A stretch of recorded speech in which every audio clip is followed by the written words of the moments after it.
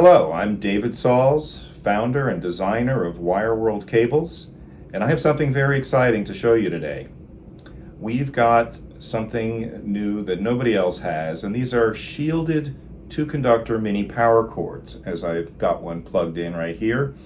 We're also providing these comparison switches because these cords make such noticeable improvements that we're making it easy for our dealers and distributors to make demonstrations for people.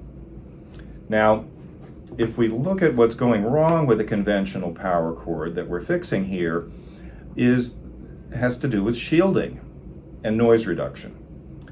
With a conventional cord, noise leaks out, and the cord can also act as an antenna that feeds lots of noise into the component, even more than what's already on the power line. This is a noise sniffer that'll give us an idea of the power line leakage coming out of the cord. As you can see, it's leaking. With the Wireworld power cord, it's silent. It is a very effective shield and also a very effective filter of the noise coming off the power line. So to hear this, what we like to do is start off playing a short segment of music, preferably with a very good vocal, using the original power cord, and then repeat that short segment with the switch flipped over through the mini shielded power cord.